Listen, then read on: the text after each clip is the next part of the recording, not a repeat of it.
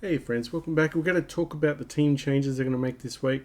Also, the fact that if you don't know what to do, you are not alone. There's a few different things you can start doubting yourself now. This is absolutely normal because we've been punished for making correct decisions, bad decisions this year. It's been crazy, like a lot of injuries. But I've got a few different things that I look at in the team when I try and select. Sometimes there is exceptions to the team. So whether or not you take the risk, it's your choice. But these are the guidelines I usually go for. So you might be able to utilize in your team or not. Usually anyone under 22, because they're consistent. They're not as consistent. They might have a few strong games. There is exceptions, Nick Dacos obviously, but I'm just saying, majority under the age of 22, they burn out through the season and they don't play as good. Tom Green was one that I didn't choose because of this rule. Also, 28 years old and above usually get injury prone. So it's not always must or mustn't do this. There is risk. But, if someone's averaging 120, 130 outside those lines and everyone's got them, you could go for that, but just realise the risks involved.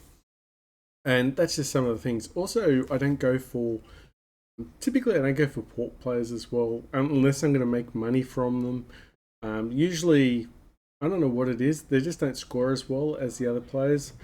Also, like Gold Coast players, I mean, apart from Millers and Wits now, they were before that. They were absolutely. That was a rule that I would never do. I would never go Gold Coast, and I would never go North Melbourne. And when I did go North Melbourne, I went Cunnington, and that was a couple of years ago. And I got burnt with him. He got injured, and he's a bit older as well. So just a couple of guidelines. Anyway, let's go through and have a look at the changes in my team.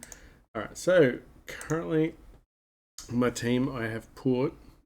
Okay, I've put Wagner in at the moment just to from Michelini, and then I've switched around JHF to the centre. And obviously Laurie's now in the forward line, and I'm gone. Which one have I gone? I've gone JHF to Sarong. So this is most people have going cogs this week, and because I'm so far behind, I can't follow the trend. So this is the reason why. I mean, there was another one. If I downgraded to King Cotter, I could go Walsh this week. Walsh has got a low percentage. A lot of people might be going him. There's a bit of rumours that people might be going him now.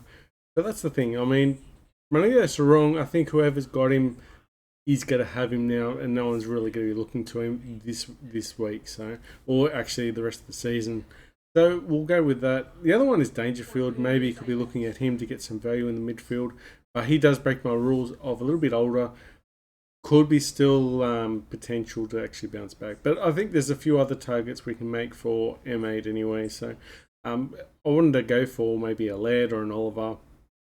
Probably that was the goal anyway. And maybe even a Walsh. But I really probably wanted to probably sneak in Oliver. Marshall's going to straight to Gorn in probably a week or two.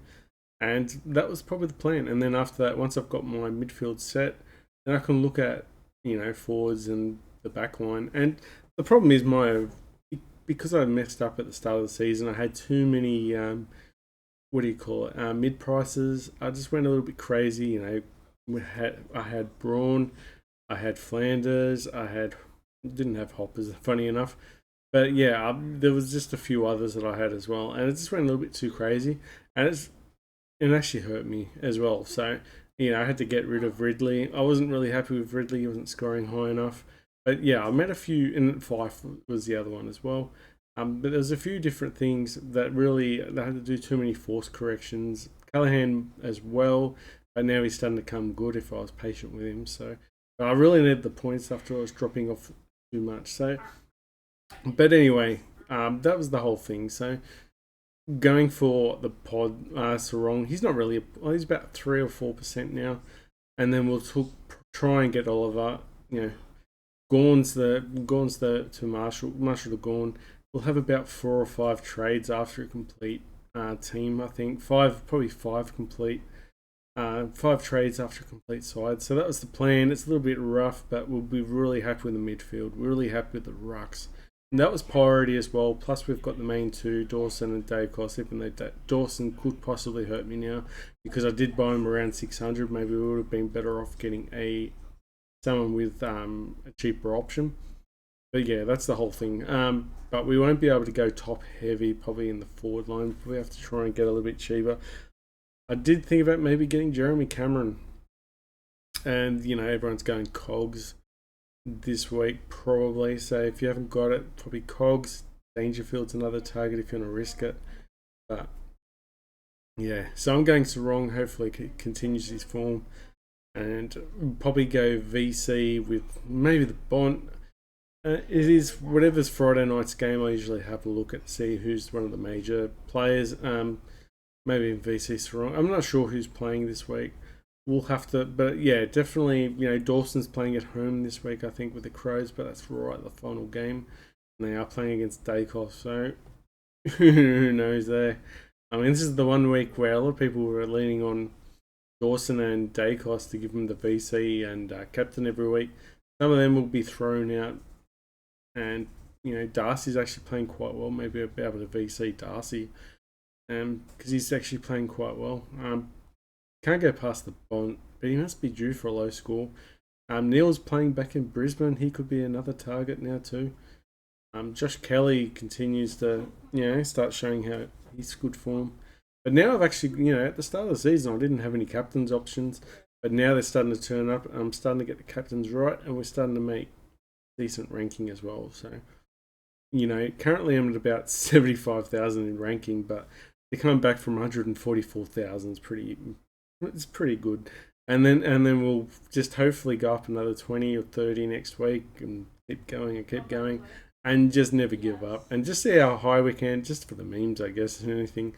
And who knows, maybe we get within the top 10,000. I reckon that'd be incredible. Probably a tough ask, but probably the goal would be top 20,000 at this stage, and just learn from our mistakes. But just remember these guidelines, age, and certain teams as well, because even St Kilda, if you still made it this far, I mean, I remember Webster and St Kilda backline, and they just changed. Like Webster was getting consistent 100 each week, and then all of a sudden, they changed the structure on me, and Webster was getting like 40s and 50s. So, if you actually had him back then, you'd understand what I'm talking about.